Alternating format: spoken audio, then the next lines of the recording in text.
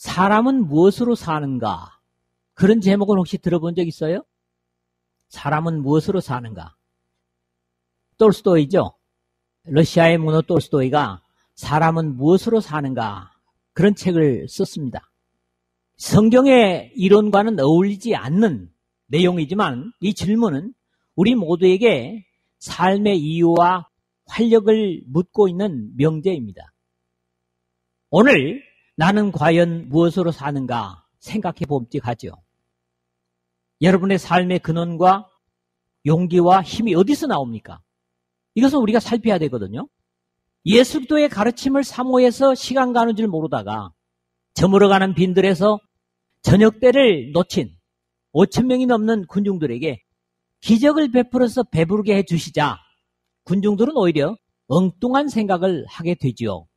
15절에 예수께서 그들이 와서 자기를 억지로 붙들어 임금으로 삼으려는 줄 아시고 라는 기록을 우리가 볼 수 있기 때문입니다. 예수 그리스도는 세상의 영광이나 권력을 가지시기 위해서 오신 것이 아니라 죄로 사망의 종로로 타는 인류를 구원하시려는 것만이 이 역사 속에 사람의 몸을 입고 오신 목적이기 때문에 이런 군중들의 마음을 이미 아시고 자리를 피하셨던 것처럼 영적인 이치를 육적으로 이해하는 것에는 안타까움을 가지셨음을 봅니다. 이러한 영적인 영원한 이치로 지난번에 상고한 바 있습니다마는 35절 보면 예수께서 이르시되 나는 생명의 떡이니 내게 오는 자는 결코 줄이지 아니할 터이요 나를 믿는 자는 영원히 목마르지 아니하리라 그렇게 말씀을 하시자 저들 중에 이 말씀을 이해하지 못한 유대인들은 대놓고 주님께 항의하지는 못하고 서로 수군거리고 저희들끼리 나름대로 판단하는 것을 오늘 첫 부분에서 읽어볼 수가 있습니다. 그때나 이때나 예수 그리스도를 육신적으로 이해하는 사람들에게는 사실 불신에서 건져낼 방법이 없습니다. 오늘 본문에도 내가 곧 생명의 떡이로다 48절에 라는 말씀을 육신적으로 어떻게 이해할 수 있겠습니까? 뒤에 가서 이들은 그러므로 유대인들이 서로 다투어 이르되 이 사람이 어찌 능히 자기 살을 우리에게 주어 먹게 하겠느냐 52절에 반문하고 있는 내용을 우리가 다음 주에 또 다루게 되겠습니다. 그러나 하나님의 말씀과 성령으로 이끌림을 받고 순종의 자세로 주님께 오는 자들에게는 주님은 죄의 절망에서 자신의 피로 그러한 사람들을 구원하시고 말씀 대신 자신의 삶 전체를 그들에게 먹여 살게 하시는 진정한 양식이요 영원한 양식이 되십니다. 그래서 내가 곧 생명의 떡이로라 이렇게 말씀하셨기 때문에 여러분들은 예수 그리스도를 먹고 사는 그리고 예수 그리스도 때문에 사는 사람은 무엇으로 사는가의 답변을 가질 수 있기를 바라는 겁니다. 세상의 최고의 음식이나 보약은 못 먹을지라도 영원한 생명의 양식이신 예수 그리스도를 항상 넘치도록 믿음으로 먹고 영육이 건강해서 베드로 사도의 권면처럼 우리의 믿음이 장성해서 믿음의 덕을, 덕의 지식을, 지식의 절제를, 절제의 인내를, 인내의 경건을, 경건의 형제 우애를, 형제 우애의 사랑을 더하라. 중약을 하고 이같이 하면 우리 주 곧 구주 예수 그리스도의 영원한 나라에 들어감을 넉넉히 너희에게 주시리라 한 주님의 약속이 이 마련된 영원한 구원의 약속이 여러분들 모두에게 그리고 우리 교회에게 하나님의 진리를 사모하는 모든 백성들에게 이루어지시기를 주님의 이름으로 축복합니다. 오늘도 세 가지 정도로 이 말씀을 나눴습니다. 첫 번째로는 41절에서 42절 두 절입니다. 예수 그리스도께서 사람이 범죄하여 하나님의 형상을 잃어버리고 짐승이 되어 짐승과 다름이 없는 삶을 사는 불쌍한 인간 군상들을 위해서 스스로 먹히기 위하여 짐승의 우리간에 탄생하신 신비를 이해할 수 있다면 주님의 하시는 일과 가르침에 대하여 이처럼 수군거리지 않았을 것이다. 그렇게 생각됩니다. 자기가 하늘로서 내려온 떡이라 하심으로 유대인들이 예수께 대하여 수군거려 41절에 그러고 있거든요. 우리 주님께서는 당연히 하실 말씀을 하시고 가르치셨지만 이것이 사람들에게는 소화될 수 없는 음식 같은 것이었습니다. 대부분 사람들의 수군거림은 당당치 못한 표현임을 우리는 압니다. 그런 이유에서 성경은 곧 모든 불의, 추악, 탐욕, 악의가 가득한 자요, 시기, 살인, 분쟁, 사기, 악독이 가득한 자요, 수군수군하는 자요. 로마서 1장 29절에 그렇게 경건하지 못한 사람들이 자세가 수군거림이라고 말씀하고 있습니다. 언제나 앞에 당당하지 못하게 불평을 표현하는 모습이나 그런 사람들이 서로 불평을 토하는 모습이 바로 수군거림입니다. 그러므로 믿음의 사람들이 이렇게 수군거린다면 그런 행위는 신앙의 사람으로서는 합당치 못한 행동이기 때문에 해서는 안 될 삶의 자세인 겁니다. 42절에서는 그들이 수군거리는 이유를 기록하고 있는데 역시 믿음의 사람들의 모습이 아닙니다. 이는 요셉의 아들 예수가 아니냐. 그 부모를 우리가 아는데 자기가 어찌하여 하늘에서 내려왔다 하느냐. 이 첫 번째 제가 제목으로 잡은 것이 육신의 기준으로는 예수들을 이해하지 못한다고 하는 말씀입니다. 문제는 예수도의 육신의 부모를 안다고 하는 것으로 주님께서 하늘에서 오셨다는 말씀이 진실이 아니라는 것입니다. 공간복음에 보는 대로는 좀 더 구체적으로 이것을 불평하며 말하는 것을 우리가 듣게 되는데요. 예수님의 고향 나사렛에 가셔서 회당에서 가르치셨을 때 사람들은 그 가르치심에 놀라면서도 이는 그 목수의 아들이 아니냐. 그 어머니는 마리아. 그 형제들은 야고보, 요셉, 시몬, 유다라 하지 않느냐. 그 누이들은 다 우리와 함께 있지 아니하냐. 마태복음 13장 55절에서 56절 상반절에 빈정대는 모습을 보게 됩니다. 오히려 초라한 곳에서 이해할 수 없을 정도의 지식을 가지고 잘 성장했다면 이야 참 개천에서 용났다. 이렇게 환영하고 좋아해야 할 텐데 죄의 속성에 익숙해 있는 사람들은 즐거워하는 사람들과 함께 즐거워할 수 없는 것을 보는 겁니다. 이는 요셉의 아들 예수가 아니냐 하는 것은 마태복음의 표현을 빌리자면 이는 목수의 아들이 아니냐. 마태복음 13장 55절 상반절에요. 막노동꾼의 아들로 생각해서 태생의 약점을 지적하고 있는 겁니다. 그 부모를 우리가 아는데 그런데요. 많은 사람들은 그 사람의 평가를 대개 그 탄생에서 찾으려고 합니다. 항상 누구의 아들이 성경에도 많이 나타나고 있습니다. 이렇게 사람의 출처로 그 사람 전체를 판단하는 경우가 많습니다. 디메오의 아들 맹인 거지 바디메오라고 마가복음 10장 46절에 기록됨을 우리가 볼 수 있죠. 반대로 그 아버지가 경건했기 때문에 그 아들도 그럴 것이라는 기대를 하기도 하는데 성경에는 역시 그렇지 못함도 봅니다. 이스라엘이 사무엘에게 왕을 세워달라는 핑계를 할 때도 그런 경우를 우리가 읽을 수 있죠. 보소서 당신은 늙고 당신의 아들들은 당신의 행위를 따르지 아니하니 모든 나라와 같이 우리에게 왕을 세워 우리를 다스리게 하소서. 사무엘상 8장 5절에 안타깝게도 성경에도 이런 일들이 들어 나타나고 있다는 겁니다. 분명한 것은 그 사람의 아버지가 곧 그 아들은 아니라는 것이고 예수 기도는 더욱 그러함을 성경을 읽는 사람이면 너무나 분명히 알 수 있는 사실입니다. 그 부모를 아는데 자기가 지금 어찌하여 하늘에서 내려왔다 하느냐. 주님의 이 땅에 사람으로 오심의 도구가 바로 마리아와 요셉을 통해서이지만 전체적인 하나님의 역사를 본다면 요셉과 마리아는 예수 그리스도의 진정한 부모가 아니고 지금 이 말을 하고 있는 유대인들도 그리스도의 감추어진 탄생의 진정한 신비를 모르고 있는 것입니다. 안타까운 것은 주님께서 하늘의 신비를 열어 증거하시고 하나님의 구원의 메시지를 말씀하고 계시지만 그들이 예수 그리스도의 육신적 부모를 안다고 하는 이 사실이 그들에게 하늘로서 오는 모든 좋은 것을 가로막아 버리고 있는 겁니다. 야고보서 1장 17절이죠. 다 같이 한번 읽을까요? 야고보서 1장 17절입니다. 온갖 좋은 은사와 온전한 선물이 다 위로부터 빛들의 아버지께로부터 내려오나니 그렇습니다.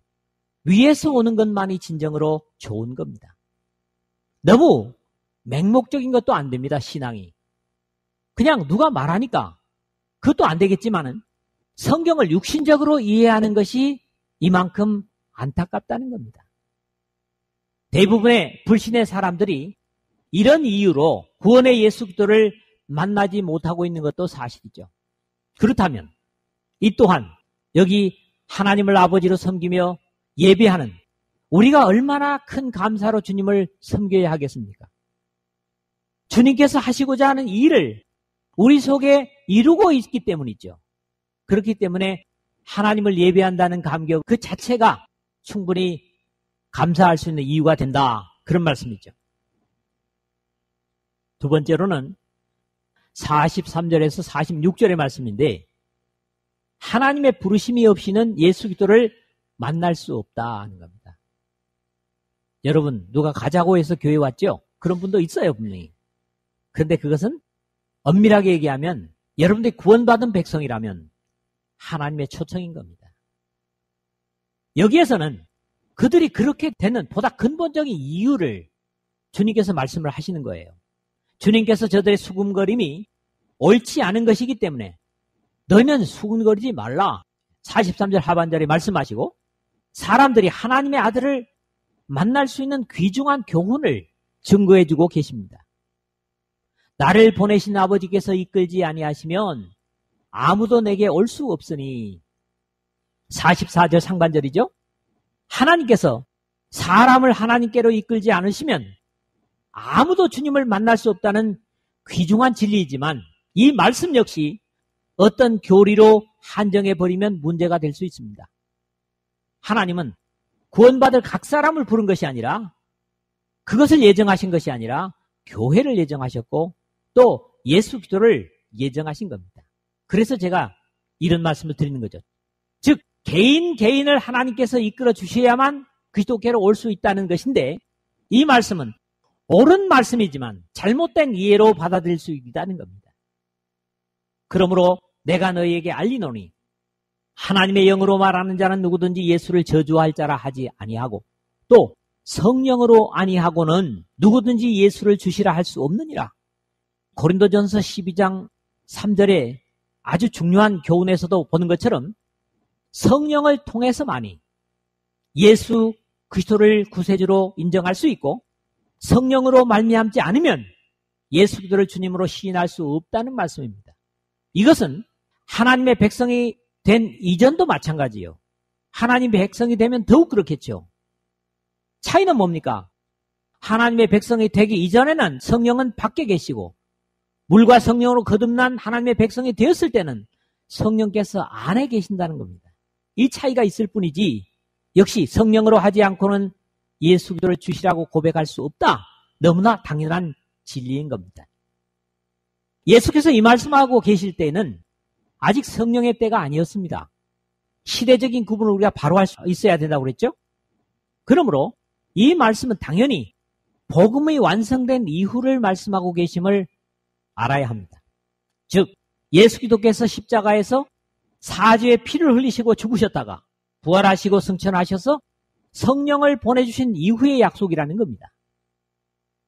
어떤 사람도 하나님께서 이끌지 않으면 예수 그리스도께로 올 수 없고 그것은 말씀과 성령의 동시적인 역사로 죄인을 부르심을 의미하는 겁니다.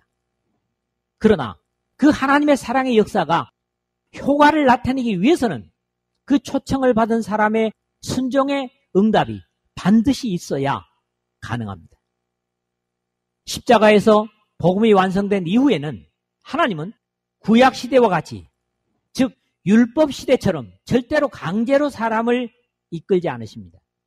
그럼에도 하나님의 이끄심이 없이는 누구도 스스로 하나님께로 올 수 있는 죄인은 이 역사 속에 없습니다.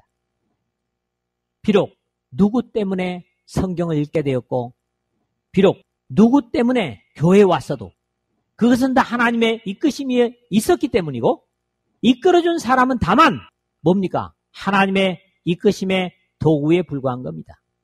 예수 그리스도에게 요셉과 마리아와 같이 도구라는 겁니다. 다음 절은 이사야 54장 13절의 말씀을 인용하면서 이를 더욱 분명히 하고 있습니다.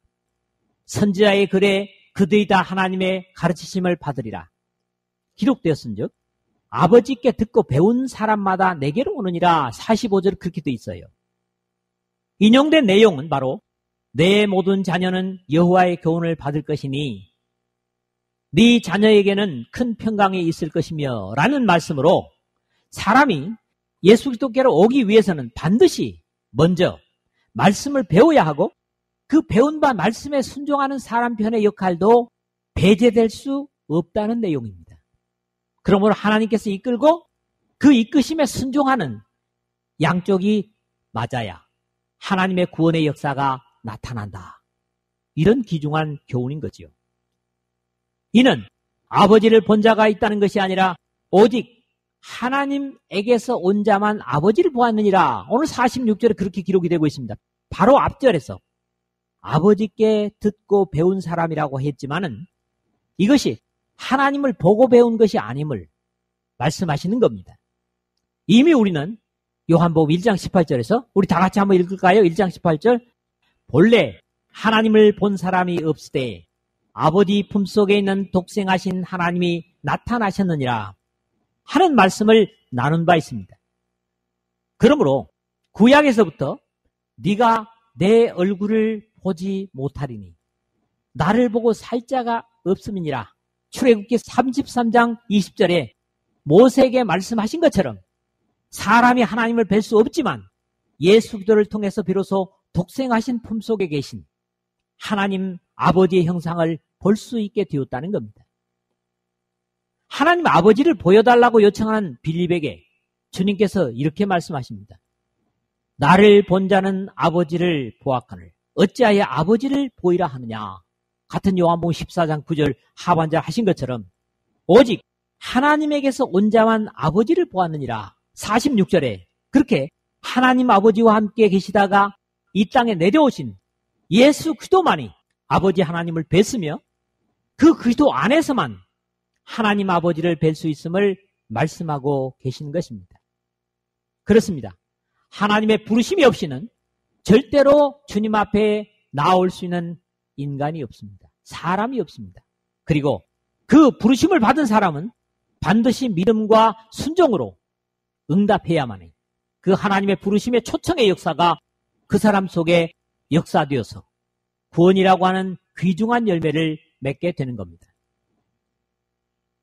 세 번째 마지막으로는 47절에서 51절의 내용입니다. 이 교훈은 영생은 양식과 관련되는 생명의 요소입니다. 사람들이 가장 일반적으로 쉽게 이해하는 영생은 뭡니까? 영원한 삶이고 살기 위해서는 어떻게 해야 돼요? 먹어야 삽니다.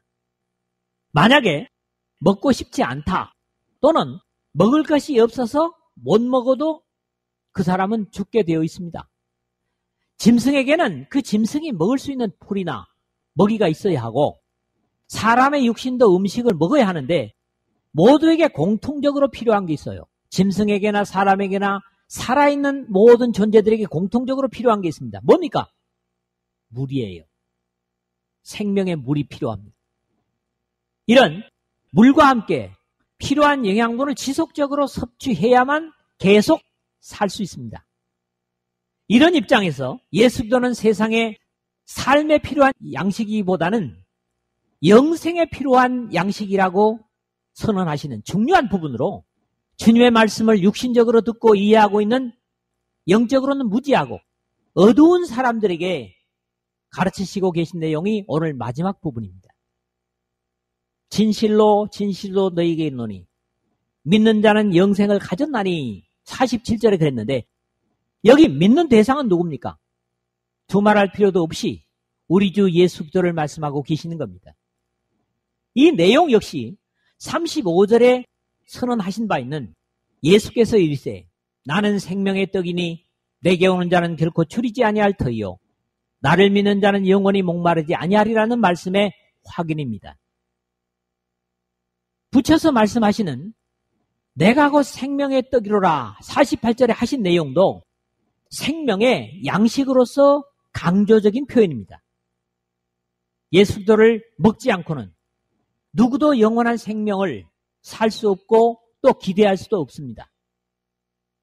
특히 예수 그리스도를 이스라엘이 이집트에서 탈출하기 전에 먹었던 유월절 양이라고 말씀하시는 것도 우리에게 가르쳐 주시는 의미가 크다고 믿습니다. 고린도전서 5장 7절 하반절인데 다 같이 한번 읽었습니다. 우리의 유월절 양 곧 그리스도께서 희생되셨느니라. 모든 제물의 중심은 하나님께 향기가 되도록 태워 바쳐야 함을 레위기의 제사의식에서 우리는 보게 되는데 당연히 그 피는 제단에 뿌리게 되어 있지만은 유월절 양의 독특한 것은 양의 피를 하나님의 제단에 뿌리는 것이 아니라 그 양을 먹을 집 문 인방과 문설주에 바르고 고기나 내장을 제단에 태워 바치는 것이 아니라 양의 피를 바른 그 집안에 있는 사람들이 남김없이 먹어야 한다는 겁니다. 이것은 물론 우리 마음의 인방과 문설주에 예수 그리스도의 피를 바르는 의미로 이해하는 것이 옳을 것입니다.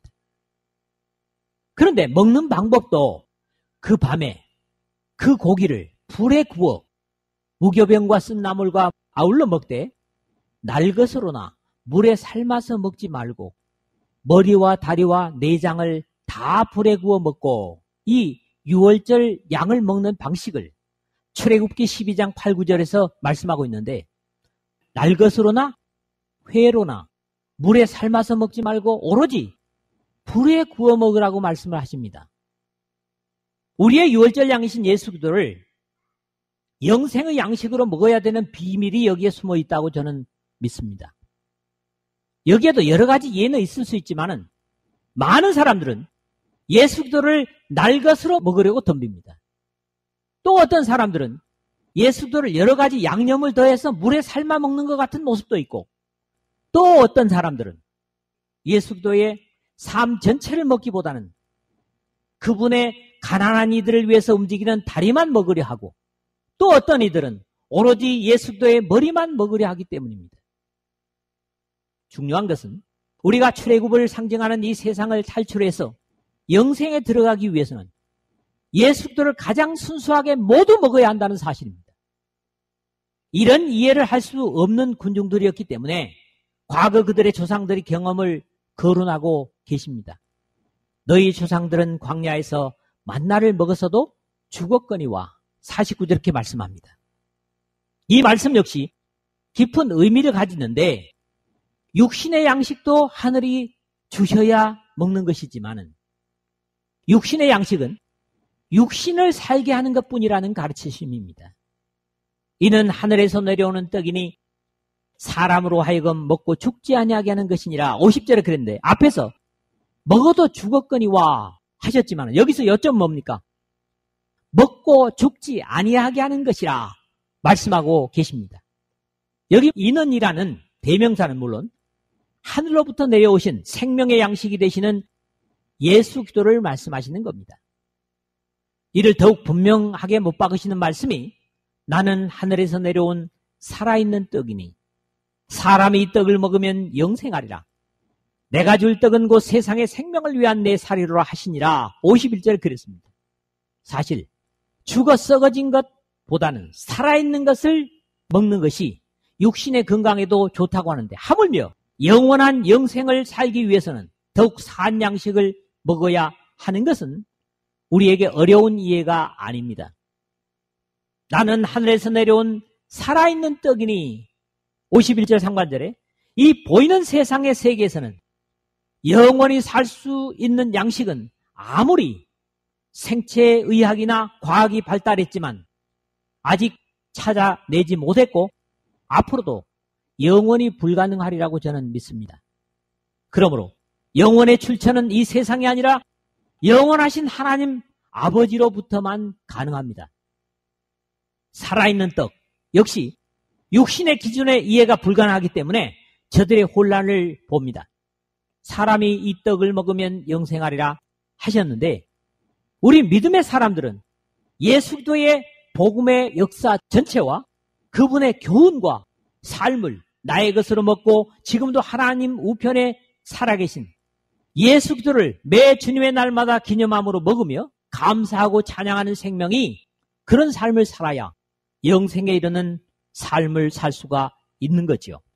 내가 줄 떡은 그 세상의 생명을 위한 내 살이니라 51절 하반절인데 주님의 생명의 교훈의 절정이지만 이것은 육신적으로 이해하는 유대인들에게는 더욱 혼란을 줄 뿐이었습니다. 유대인들이 서로 다투어 이르되 이 사람이 어찌 능히 자기 살을 우리에게 주어 먹게 하겠느냐 52절 그랬죠. 안 된 얘기지만 마치 곰을 살려두고 계속 주사기로 웅담을 채취하는 것과 같은 있어서는 안 될 그런 잘못된 상상을 하고 있는 것. 말씀을 맺겠습니다. 육신의 기준에서 예수도를 이해할 경우 예수 그리스도는 그러한 사람에게는 영생을 끼치지 못합니다. 하나님의 죄인된 인류를 부르심이 없었다면 우리 모든 그리스도인은 생명을 몰랐을 것이고 영생과는 관련을 영원히 갖지 못했을 것입니다. 믿습니까? 그러나 차별 없이 부르시는 하나님의 초청에 역시 믿음으로 응답하고 순종함이 없이는 이 거저주시는 생명의 은혜를 생명되게 하지 못합니다. 영원한 생명을 가지려는 사람은 하늘로부터 영생을 위해 주어진 생명의 양식이신 예수 그리스도를 지속적으로 먹어야 삽니다.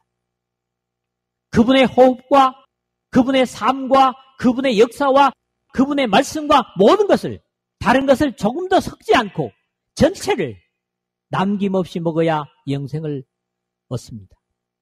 불에 구워 먹는 이유가 뭡니까? 다른 것을 가장 섞지 않는 것이 불에 굽는 거죠. 물에 삶아도 물이 들어가고 불에 구워 먹는데 남김없이 먹으라는 거죠. 물론 거기에 뼈를 꺾지 말라는 것은 있습니다. 예수 그리스도를 먹고 사는 것. 그것을 찾고 순종하는 자들에게 주님은 응답하십니다. 뭐라고요? 내가 곧 생명의 떡이라고. 오늘 이 말씀을 듣는 여러분 모두가 이 생명의 떡을 풍성히 누리시고 하나님의 영원한 영광에 들어가기까지 모자람없이 공급하시는 이 생명의 떡을 넘치도록 즐기시는 모두가 되시기를 주의 이름으로 축복합니다.